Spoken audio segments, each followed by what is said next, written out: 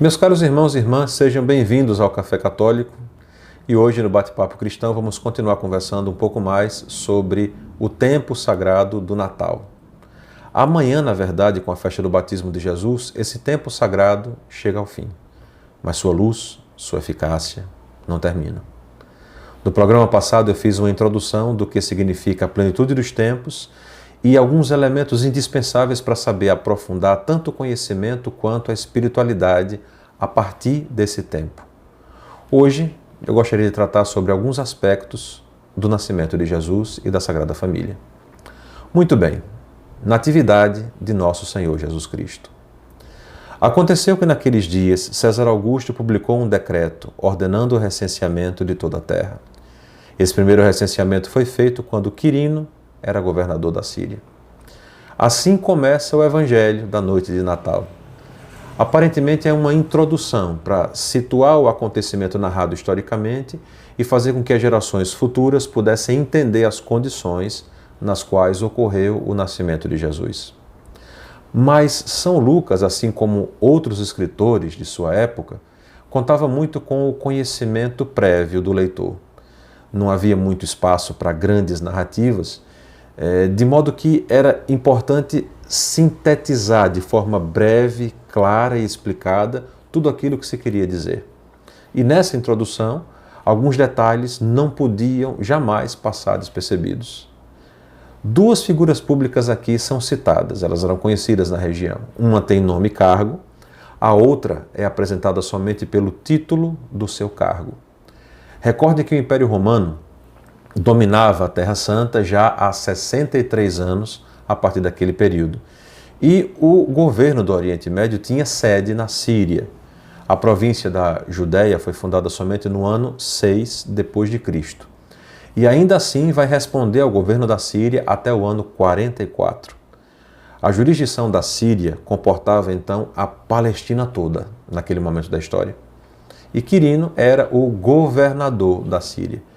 Interessante que Quirino é narrado por quase todos os historiadores de sua época, ou próximos daquela época, como um homem reto, um homem bom, podemos dizer assim, comparando com outros governantes de sua época, claro.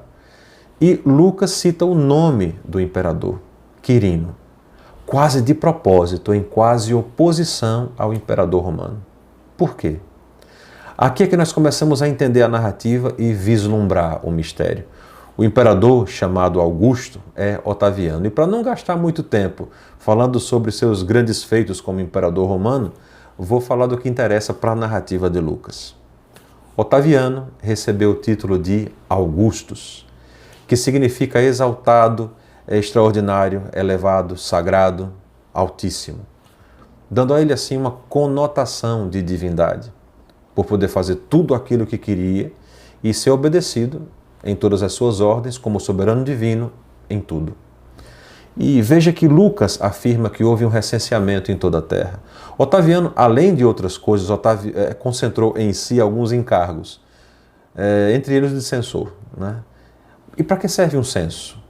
Para que o Estado saiba onde você está e poder convocar você para a luta em tempos de conflito. De modo que as pessoas não esperavam uma coisa boa quando tinham um recenseamento. Já depois, Lucas diz que todos iam registrar-se cada um na sua cidade natal. E aqui nós temos um versículo curioso. Porque o Estado não queria saber onde você tinha nascido. O Estado queria saber onde você está agora, porque é aí que o encontram. Mas ao que tudo indica, houve um movimento de retorno à cidade natal em função desse recenseamento. O que não tem muito sentido, a menos que quisessem voltar a viver na sua cidade de origem ou fugir das consequências do censo. O fato é que José levou Maria a Belém. No livro dos Números, o Senhor ordena 2 censos. Um antes de chegar e outro às portas da terra prometida. O objetivo é saber quem são os seus. E o mais bonito, pelo rosto. Deus manda que levantem a cabeça para reconhecer cada um. Já no tempo de Davi, um censo foi realizado por ordem do rei para contar a sua glória pelo número do seu povo. E Deus pune Davi pela soberba. E diz que o povo pertence a ele, ao Senhor, e não ao rei. Ou seja, Israel não vê com bons olhos a iniciativa de Otaviano César Augusto, Só Deus sabe dos seus. Só Deus se importa de fato com os seus. E aqui podemos ver algo de interessante.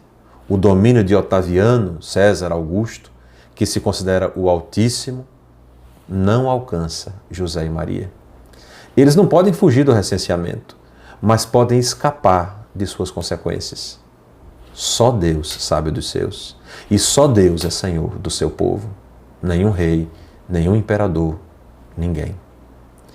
Enquanto estavam em Belém, completaram-se os dias para o parto, e Maria deu à luz ao seu filho primogênito. E o povo que andava na escuridão viu uma grande luz. Para os que habitavam nas sombras da morte, uma luz resplandeceu. Ela o enfaixou e o colocou na manjedoura, pois não havia lugar para eles na hospedaria. Que coisa impressionante! José, Maria e o menino não estão no sistema do mundo, no fluxo corrente do rio, na direção do vento. Mas o preço dessa liberdade, desse serviço a Deus, dessa submissão somente a Deus, é não encontrar lugar na hospedaria. Como Jesus dirá, o Filho do Homem não tem onde reclinar a cabeça. É isso, meus irmãos, que tantas vezes experimentamos e percebemos. Ou você faz o jogo, ou entra no sistema, ou não será aceito, não será admitido, não terá lugar na hospedaria para reclinar a cabeça. O Senhor nos alertou quanto a isso. Ai de vós, quando todos vos elogiarem, assim fizeram com os falsos profetas. O menino já chega nesse mundo vivendo o que será marca registrada de sua vida. Ele já vem rejeitado pelo mundo, pelos sistemas, pelos interesses, pelas situações, mas tão acolhido por Maria e José. Eles não tinham para oferecer ao menino, não tinham muito para oferecer ao menino, mas ofereceram tudo o que podia. Um lugarzinho protegido da noite, do frio, do mundo, da escuridão. Pois nasceu para nós um menino, um filho nos foi dado, ele traz nos ombros a marca da realeza. O nome que lhe foi dado é Conselheiro Admirável, Deus Forte, Pai dos tempos futuros, Príncipe da Paz. César, por mais augusto que fosse considerado, nunca nasceu chamado assim. Por maior que fosse seu domínio, seu império, não nasceu com a marca da realeza nos ombros. Por mais tranquilidade que produzisse o seu reino, nunca foi o Príncipe da Paz. O verdadeiro Senhor, o verdadeiro Altíssimo, o que sabe os seus pelo rosto, o que se importa pelos seus, fez brilhar na escuridão de um mundo de morte a luz da vida. No menino oculto no anonimato da pequenina Belém, terra de Davi, a quem o Senhor prometeu um descendente invencível, infalível, cujo reino não teria fim. Sinceramente, era uma piada naquele momento exato da história contar algo assim. O grande Augusto, imperador de Roma, de um lado, e o filho de Maria, nascido em Belém, do outro. De um lado, todas as glórias e conquistas do Império Romano. Do outro, as profecias da parte mais remota e sem importância do Império. Qualquer um zombaria dessa história. Mas agora, olhe para a história e me responda. Onde está Augusto? E onde está o menino? Onde está o grande império de César? E onde está o reinado de Cristo? Deus sim fez como quis. Nasceu em Belém, que quer dizer casa do pão, onde se faz pão, fazendo referência à grande promessa que fez a Davi. E fez daquele lugarzinho improvisado o céu na terra.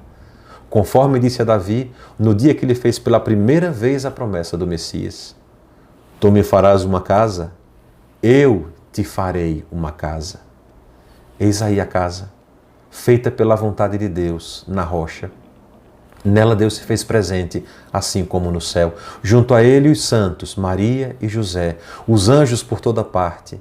Chamados a ele, ao menino, os pastores que saem do mundo e se esforçam para ver o que lhes foi anunciado. A criação inteira se ordena em volta do acontecimento, das estrelas do céu aos animais do campo, tudo porque grande será o seu reino, e a paz não há de ter fim sobre o trono de Davi e sobre o seu reinado, que ele irá consolidar e confirmar em justiça e santidade a partir de agora e para todo sempre. A Sagrada Família, meus irmãos, a partir daquele momento, será sempre um sinal do céu e nos mostra o caminho. Fazer a vontade do Senhor, seguir seus passos, obedecer sua lei, ser segundo os seus desígnios. Ali estará sempre a luz que brilhou nas trevas. Sempre vai estar visível o cumprimento das promessas do Senhor. E para sempre ficará claro que foi o amor zeloso do Senhor dos Exércitos que realizou tudo isso. No próximo Bate-Papo Cristão, continuaremos conversando sobre o tempo do Natal, já introduzindo e iniciando também a caminhada no tempo comum. Espero que seja proveitoso para todos. Acompanhe o canal Café Católico e, se possível, divulgue esse apostolado. Deus os abençoe e até o próximo vídeo, se Deus quiser.